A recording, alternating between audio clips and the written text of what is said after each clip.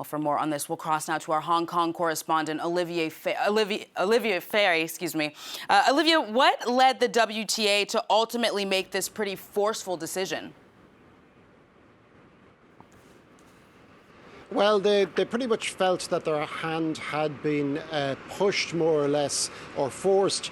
It's a month now since the last direct communique from Peng Shuai, which was a Weibo post accusing former Chinese Premier Zhang Gaoli of sexual assault. And nothing has been heard from her since then, except for a few rather clumsily orchestrated appearances via Chinese state media. So Steve Simon of the Women's Tennis Association was not convinced by those. And the Women's Tennis Association as well, unlike a lot of other major sports bodies, is quite player-driven. The players have a much stronger voice in it, and there was clearly a lot of groundswell from the players. There's also has to be said that it was quite an easy decision for the association to make, because of China is practically closed down at the moment to outside sporting events, particularly the China Open, the largest of a dozen or so professional events in China, hasn't taken place since 2019. And also, even though China has come on leaps and bounds in elite professional tennis, it hasn't really caught the imagination of people on the mainland either. A lot of these professional tour events that take place in China often attract very little crowds. So commercially, at least, it was quite an easy decision for the Women's Tennis Association to make. And Oliver, excuse me for that French pronunciation earlier, what impact do you think that this will have? Is anything likely to come of it? Probably not an awful lot in the wider sporting world.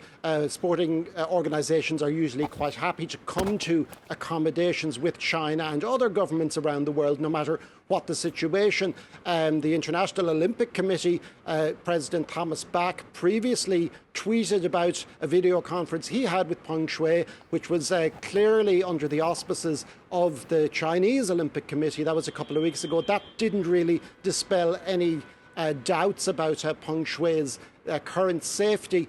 Certainly the Beijing Olympics will go ahead as normal. There will very unlikely any country will boycott it in terms of athletes. However, there are certainly moves afoot among the Biden administration in particular, and also the British government, who are mulling a possible diplomatic boycott of the Games in response to perceived human rights abuses by China in Xinjiang and also in Hong Kong. So while it's very unlikely that more sporting organisations will follow, there probably will be a diplomatic fallout from this. There has been no response as of yet from the Chinese government or even from Chinese state media about today's arrangement, but certainly relations have been quite strained. Li Ding, a former executive at the China Open, who was one of the people who appeared with Peng Shuai at a videotaped dinner a couple of weeks ago, insulted WTA President Steve Simon with